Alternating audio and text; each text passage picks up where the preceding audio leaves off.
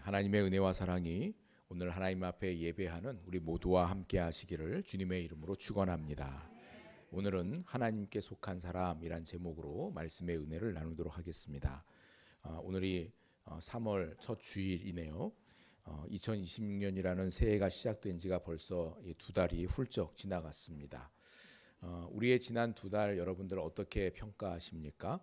1월 1일에 가졌던 그런 마음의 결단들, 올해는 꼭 성경을 일독하리라, 혹은 올해는 말씀 묵상을 열심히 해봐야 되겠다, 혹은 내가 운동을 좀 열심히 해서 체력을 보강해야 되겠다, 그런 마음의 결단과 약속들 지금 어떻게 잘 지켜가고 계십니까? 아마 많은 분들이 이 작심삼일에 그치고 2월까지 흐지부지 보내면서 올해도 역시나 하고 자책하고 계실지 모르겠습니다. 근데 진짜 새해는 설날부터다라는 말이 있잖아요. 1월 1일에 실패했어도 음력 설날이 있으니 다시 시작하면 된다라는 그런 넉넉한 마음이 우리들에게 위로가 됩니다. 근데 여러분, 오늘이 3월 1일입니다. 설날도 이미 지났어요. 근데 여러분, 낙심하지 마십시오. 올 한 해 우리 앞에는 아직 10달이라는 충분한 시간이 남아 있습니다. 외국의 유명한 격언 중에 이런 말이 있습니다. 똑같은 일을 반복하면서 다른 결과를 기대하는 것은 미친 짓이다, 이렇게 얘기했어요. 똑같은 일을 반복하고 똑같이 살면서 나한테 다른 결과가 있으면 좋겠다, 이렇게 생각하면 그거 미친 짓이라는 겁니다. 뭔가 다른 결과가 있기를 기대하려면 어떤 다른 거, 아주 작은 거라도 뭔가 다른 게 들어가야 돼요. 그렇죠? 다른 거, 작은 거 하나 들어가야, 그래야 뭔가 다른 걸 기대할 수 있는 여지들이 생기는 겁니다. 지난 2달 동안 우리가 기대했던 변화가 일어나지 않았다면 우리는 우리의 행동 방식이나 태도를 진지하게 한번 되돌아볼 필요가 있습니다.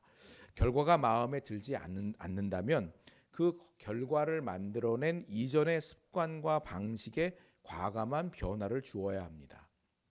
우리는 흔히 이 겉으로 드러나는 행동 몇 가지만 고치면 삶이 쉽게 바뀔 것이라 생각합니다. 하지만 이 성경은 우리에게 조금 더 깊은 곳을 바라보라고 말씀을 합니다.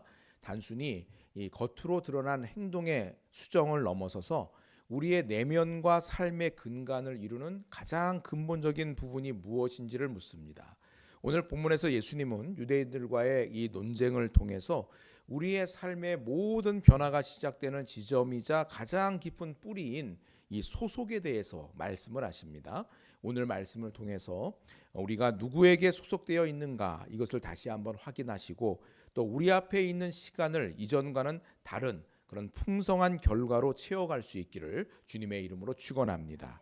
오늘 우리가 함께 읽은 본문이 포함된 요한복음 8장은 이 장 전체가 하나님과 유대인들 사이에 아주 치열하고 날선 논쟁과 변증으로 가득 차 있습니다.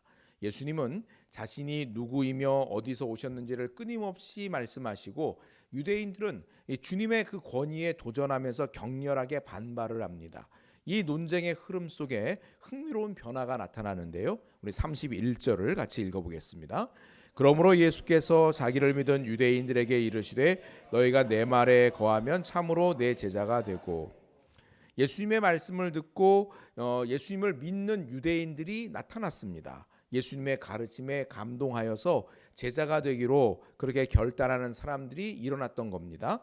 근데 논쟁이 깊어지면서 분위기가 급격히 냉각이 됩니다. 2장의 마지막 절인 59절에 이르면 상황이 파국으로 끝이 납니다. 우리 59절을 같이 읽어보겠습니다. 그들이 돌을 들어 치려 하거늘 예수께서 숨어 성전에서 나가시니라. 방금 전까지 예수님을 믿겠다고 했던 그들이 예수님이 자신의 신성을 선포하시자 신성 모독죄를 들어서 돌을 들어 예수님을 치려고 합니다. 믿음으로 시작했던 대화가 돌을 던질 것 같은 그런 살이로 끝난 겁니다. 이 극명한 온도 차이 속에서 이런 질문이 생깁니다. 도대체 무엇이 그들을 이토록 순식간에 변하게 했을까라는 거지요. 그 답이 바로 이 소속의 문제입니다. 겉으로는 말씀을 듣고 믿는 체했지만 그들의 내면 깊은 뿌리는 여전히 하나님께 닿아 있지 않았기 때문인 겁니다. 오늘 본문에서 유대인들은 자신들이 아브라함의 자손이고 하나님의 자녀라고 굳게 믿고 있습니다. 이들은 종교적인 열심이 참 대단합니다. 초막절이라는 명절을 지키기 위해서 성전에 모였고 율법을 암송합니다. 하지만 예수님은 이들의 소속이 하나님이 아니라고 그렇게 단언을 하십니다. 우리 42절 말씀을 같이 읽어보겠습니다. 예수께서 이르시되 하나님이 너희 아버지였으면 너희가 나를 사양하였으리니 이는 내가 하나님께로부터 나와서 왔음이라. 나는 스스로 온 것이 아니요 아버지께서 나를 보내신 것이니라. 예수님의 논리는 명확합니다. 너희가 정말 하나님의 자녀라면 하나님께로부터 온 나를 사랑하는 것이 당연하다, 이렇게 말씀하십니다. 이것은 영적인 DNA의 문제입니다. 부모와 자식은 가르쳐주지 않더라도 서로를 알아보고 서로에게 끌리는 그 무엇인가가 있거든요. 그래서 피는 물보다 진하다라는 말이 괜히 생긴 게 아닙니다. 소속이 같기 때문에 그런 겁니다. 우리의 신앙생활에 이 순서가 중요합니다. 우리가 주님을 사랑하기 때문에 우리가 하나님께 속하게 된 것이 아닙니다. 하나님께서 은혜로 우리를 자녀 삼아 주셨기 때문에 소속이 먼저예요. 그 우리 안에 주님을 향한 사랑이 싹 트는 겁니다. 이것은 억지로 짜내는 의무가 아니라 하나님의 자녀라면 자연스럽게 터져나오는 이런 가족적인 본능과 같은 것들입니다. 반면에 예수님을 대적하는 유대인들의 소속은 어디라고 말씀합니까? 우리 44절을 읽어보겠습니다. 너희는 너희 아비 마귀에서 났으니 너희 아비의 욕심대로 너희도 행하고자 하느니라. 그는 처음부터 살인한 자요 진리가 그 속에 없으므로 진리에 서지 못하고 거짓을 말할 때마다 제 것으로 말하나니 이는 그가 거짓말쟁이요 거짓의 아비가 되었음이라. 너희는 너희 아비 마귀에게서 났으니 너희 아비의 욕심대로 너희도 행하고자 하느니라. 그러면서 이들의 소속이 마귀로부터 났다라고 말씀합니다. 그러면서 마귀의 특징 두 가지를 꼽는데 살인과 거짓입니다. 그는 처음부터 살인한 자요 진리가 그 속에 없으므로 진리에 서지 못하고 거짓말쟁이요 거짓의 아비라 말합니다. 유대인들은 지금 진리이신 예수님을 죽이려 하고 있고 하나님을 안다고 거짓말을 하고 있습니다. 이들의 행동인 이런 살인과 거짓은 그들의 소속이 마귀에게 속해 있다는 것을 고스란히 증명하고 있다는 겁니다. 그러므로 우리들도 이 말씀에 비추어서 우리의 마음을 한번 돌아볼 필요가 있습니다. 성경이 말하는 사랑은 단순히 가슴 한 구석이 뭉클해지는 그런 감정만을 의미하지 않습니다. 감정은 날씨처럼 변하기 마련입니다. 참된 사랑의 증거는 관심과 갈망에 있습니다. 하나님이 어떤 분이신지 궁금하고 그분께 관심이 있는가? 비록 내 삶이 여전히 부족하고 연약할지라도 주님의 말씀대로 살고 싶어하는 거룩한 열망의 씨앗들이 내 안에 있는가? 이것을 물어야 한다는 겁니다. 주님을 향해 마음의 안테나가 세워져 있고 주님을 기쁘시게 하고 싶은 그런 의지가 우리 안에 작게라도 있다면 우리는 이미 하나님께 속한 자라는 그 증거가 이미 생기게 시작했다는 얘기입니다. 빌립보서 1장 9절로 11절을 같이 읽어보겠습니다. 내가 기도하느라 너희 사랑을 지식과 모든 총명으로 점점 더 풍성하게 하사 너희로 지극히 선한 것을 분별하며 또 진실하여 허물 없이 그리스도의 날까지 이르고 예수 그리스도로 말미암아 의의 열매가 가득하여 하나님의 영광과 찬송이 되기를 원하노라. 아멘. 사도 바울은 우리의 사랑이 단순히 뜨거운 감정에 머무는 것을 경계합니다. 참된 사랑은 하나님을 아는 지식과 영적인 총명 안에서 자라가야 한다라고 말씀합니다. 우리가 하나님께 깊은 관심을 두고 그분의 말씀을 사모할 때 비로소 무엇이 정말 선한 것인지 분별할 수 있는 그런 눈이 열리기 때문인 겁니다.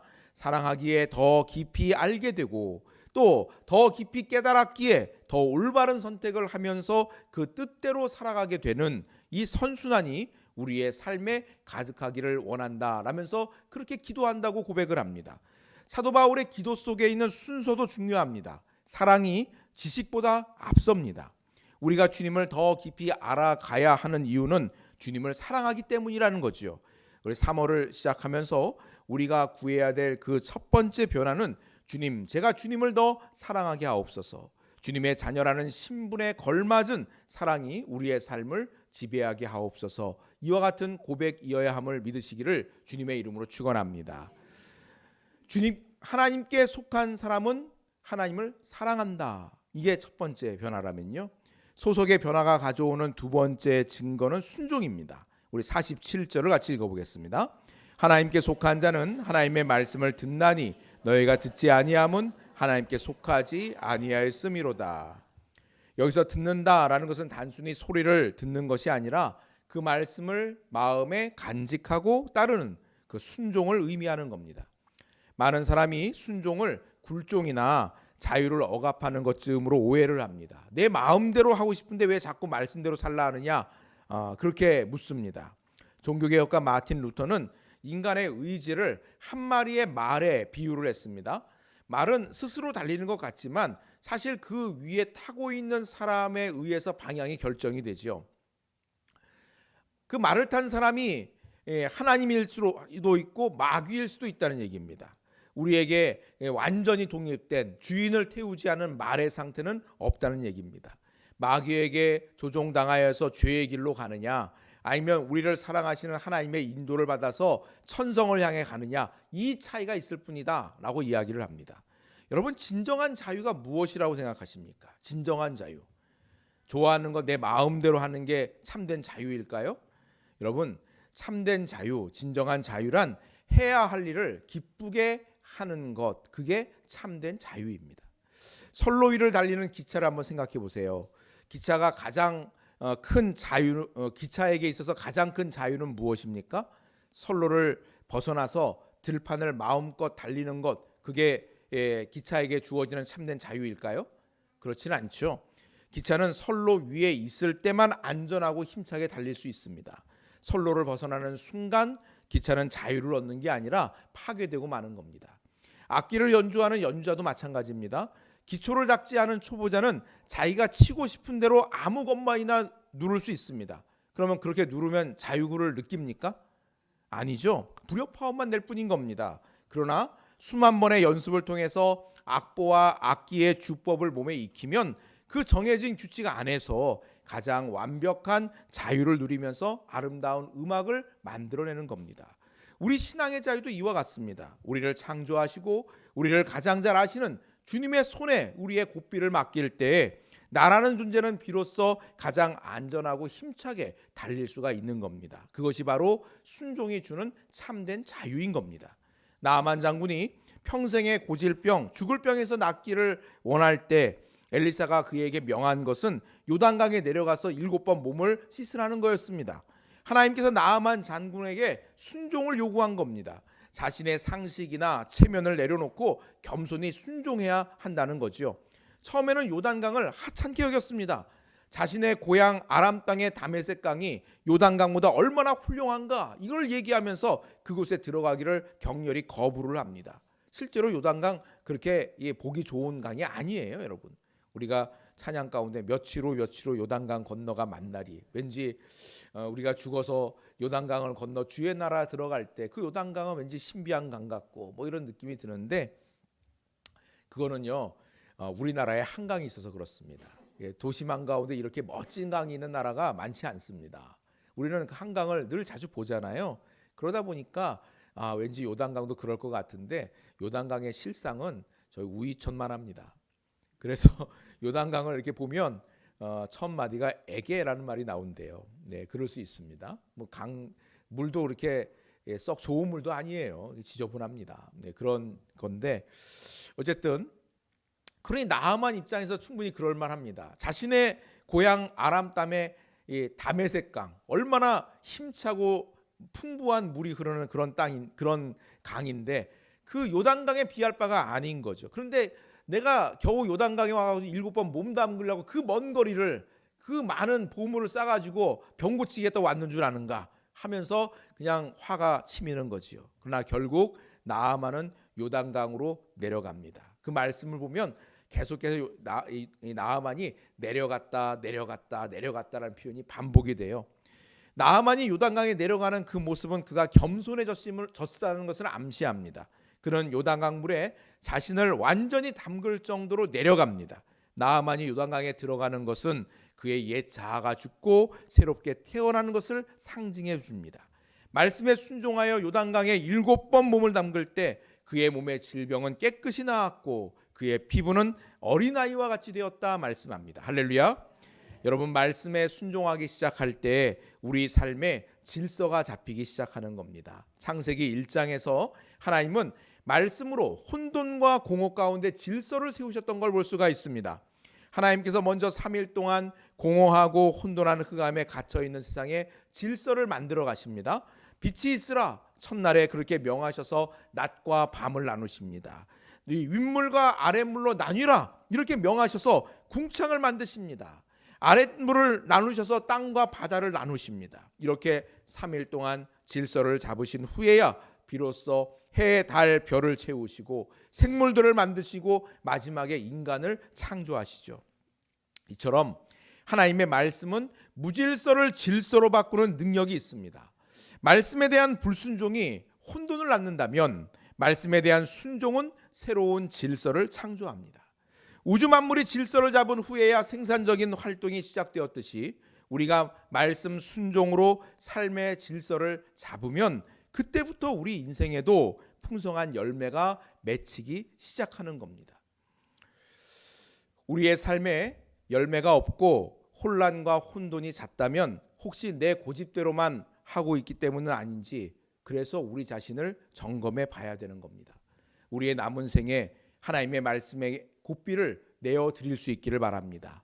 내 마음이나 내 기분이 기준이 아니라 말씀이 삶의 기준이 되어서서 그 표대를 향해서 힘써 달려갈 수 있기를 바랍니다. 그때 무질서했던 우리의 삶의 창조의 질서가 잡히고 하나님의 거룩한 생명력이 가득 채워지게 되는 줄 믿으시기를 바랍니다.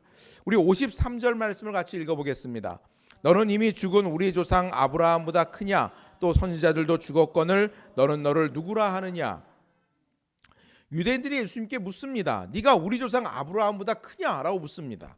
이들에게 아브라함은 범접할 수 없는 신앙의 거점입니다. 이 질문에 예수님은 오늘 본문에서 가장 핵심적인 선언을 하십니다. 58절을 같이 읽어보겠습니다. 예수께서 이르시되 진실로 진실로 너희에게 이르노니 아브라함이 나기 전부터 내가 있느니라 하시니. 아멘. 여기서 내가 있느니라 라는 이 헬라어가 에고 에이미라는 뜻인데요, 나는 있다라는 뜻인데 영어로 하면 I am이 됩니다. 우리가 영어 처음 필면 나오는 게 그거잖아요. I am a boy, I am a student 이런 거잖아요. 예, 나는 있다. 이게 에고 에이미, 헬라어로는 그렇고요. 나는 있다라는 이 표현을 쓰신 게 출애굽기 3장에서 하나님께서 모세에게 나타나셨을 때 모세가 묻죠. 나를 보내신 이가 누구라고 내가 소개해야 됩니까? 하나님의 이름이 무엇입니까? 라고 묻잖아요. 그때 하나님께서 나는 스스로 있는 자다 라고 말씀하신단 말이에요. 바로 이 표현이 에고 에임이 같은 뜻입니다. 영어로 하면 I am who I am, 나는 스스로 있는 자다가 됩니다. 예수님은 지금 그 표현을 가져와서 당신 스스로를 나는 스스로 있는 자 곧 하나님이다 라고 선포하고 계신 겁니다. 이 말은 예수님이 누군가에 의해서 만들어지거나 환경에 지배받는 분이 아니라 모든 존재의 뿌리가 되시는 생명의 근원시다라는 뜻입니다. 이 I am은 과거형은 I was죠. 근데 I was, 나는 있었다가 아니라 영원한 현재형인 나는 있다라는 뜻입니다. 나는 있다. 우리가 어제의 실패로 괴로워할 때나 내일의 염려로 불안해할 때 주님은 내가 과거에 너를 도왔다는 것을 기억하는 기억 속에 계신 하나님이 아니라 지금 바로 여기 너의 하나님으로 지금 있다라고 말씀하시면서 우리를 실시간으로 붙들어 주시는 분이라고 말씀하고 있는 겁니다. 이 I am이라는 말이 좀 어렵게 들릴 수 있습니다. 에고 에이미라는 이 표현이 어렵게 들려요. 근데 이렇게 이해해 보십시오. 예수님은 나는 지금도 여전히 너의 곁에 있는 현재형 하나님이다 라고 말씀하고 있는 겁니다. 우리는 흔히 하나님을 과거 속의 위대한 인물을 돌보셨던 분, 아브라함의 하나님, 다윗의 하나님, 성경에 있는 하나님만 믿는 사람들은 하나님은 과거의 인물처럼 느껴집니다. 과거의 위대한 인물들을 돌보셨던 분. 그게 아니면 이 다음에 내가 죽어서 하나님 앞에 가니까 다음에 한참 지난 후에 만나게 될 분, 이렇게만 생각하는 거예요. 그게 아니라 하나님은 시간을 뛰어넘어서 언제나 우리와 함께 지금 여기 계시는 분이라고 말씀하고 있는 겁니다. 그분께서는 우리의 과거의 상처도 현재의 고통도 미래의 불안도 모두 그분이 지금 돌보시고 다스리시는 영역 안에 있다라고 말씀하고 있는 겁니다. 이것이 우리들에게 왜 중요합니까? 영원하신 분께 우리가 속하여 있다라고 있는 바로 이 사실이 오고 있는 시간에 대해서 우리에게 담대함을 주기 때문에 그렇습니다. 어렸을 적 추억을 한번 여러분 떠올려 보세요. 해질녘까지 놀이터에서 친구들하고 한참 정신없이 놀다 보면 어느덧 집 창문이 열리고 어머니가 이름을 불러대기 시작합니다. 예, 아무개야, 이제 그만 놀고 들어와라, 밥 먹어라, 집에 돌아와라 하고 부릅니다. 그러면 아이들이 놀이터에 놀러 온 거 다 내려놓고 뿔뿔이 자기 집으로 찾아 들어가지요. 사실 우리 인생도 이 세상이라는 놀이터에서 잠시 머무는 것과 같습니다. 정한 때가 되어서 주님이 예, 아무개야, 이제 돌아올 시간이다 부르시면 우리는 분주했던 그 모든 것들 다 내려놓고 하나님 앞에 가야 합니다. 하지만 그것으로 끝입니까? 아닙니다. 집으로 돌아가면 어머니가 정성껏 준비해 놓으신 맛있는 저녁 식사가 딱 펼쳐져 있습니다. 따뜻한 등불 아래에서 가족들과 나누는 즐거운 대화와 사랑이 비로소 시작이 됩니다. 이 세상의 삶이 끝나고 주님 앞에 가는 것은 마침표가 아니라 우리의 새로운 삶이 시작되는 것입니다. 그렇기에 하나님께 속한 사람은 시간에 대한 두려움이 없는 겁니다. 이 세상으로 모든 것이 끝난다 생각하는 사람은 마치 모래시계의 모래가 점점 줄어들어서 마침내 모든 모래가 다 떨어져 버림으로 우리의 삶이 끝난다고 생각을 하니까 그럼 시간이 두려운 거예요. 오고 있는 시간이 염려스러운 겁니다. 그러나 언제나 지금 우리와 함께 하시는 예수님께 속해 있는 우리에게 시간은 더 이상 줄어드는 모래시계가 아닌 겁니다. 할렐루야. 우리가 살아가면서 만날 수만 가지 문제보다 예수님은 더 크십니다. 우리가 겪는 실패보다 에고 에임이 나는 있다 말씀하시는 그 주님은 더 위대하십니다. 우리의 시간의 주인 되신 하나님께 소속되어 있다는 이 사실이 우리들에게 담대함을 주는 겁니다. 혈통이나 종교적인 경력을 자랑하는 것이 아니라 나는 영원하신 하나님께 속한 백성이다, 나는 영원하신 하나님의 자녀다 라는 이 확신이 우리를 다시 일어서게 할 담대함을 주는 줄 믿으시기를 바랍니다. 말씀을 맺으려고 합니다. 사랑하는 성도 여러분, 오늘 3월 첫 주일 3월이 시작되었네요. 지난 1월과 2월에 실패한 것 같고 다짐했던 것을 제대로 행하지 못한 것처럼 느껴질 수 있습니다. 그렇다고 해서 2026년을 실패한 건 아니죠. 우리 앞에는 여전히 많은 기회의 시간들이 오고 있습니다. 단순히 행동만 고치려 애쓰지 말고 우리의 삶의 근본적인 자리를 한번 다시 점검해 보십시오. 우리는 하나님께 속한 사람들입니다. 하나님께 속했기에 우리는 주님을 사랑할 수 있습니다. 그 사랑을 다시금 여러분 일깨우십시오. 하나님께 속했기에 우리는 말씀에 순종할 수 있습니다. 그 순종의 고삐를 주님께 기쁘게 맡기십시오. 어린아이가 처음 걸음마를 뗄 때까지 평균적으로 2000번 이상 넘어진다고 해요. 하지만 그 아이의 부모는 아이가 넘어질 때마다 너는 왜 맨날 넘어지냐 하면서 비난하지 않습니다. 오히려 괜찮다, 다시 일어나 보자 하면서 격려하고 손을 잡아주지 않습니까? 우리 하나님 아버지도 마찬가지입니다. 우리가 넘어져도 다시 일어설 수 있도록 격려하시고 항상 우리에게 손을 내미시는 좋으신 아버지십니다. 너는 내 자녀다, 내가 너를 붙들고 있다. 이 소속의 확신을 붙들고 주님을 더욱 깊이 사랑하고 그분의 말씀에 순종할 수 있기를 바랍니다. 우리 앞에 오는 시간들을 이전과는 다른 그런 풍성한 생명의 열매로 채워가는 우리 모두가 다 될 수 있기를 주님의 이름으로 축원합니다. 아멘. 우리 찬송가 228장 하시면서 성찬식 진행하시겠습니다.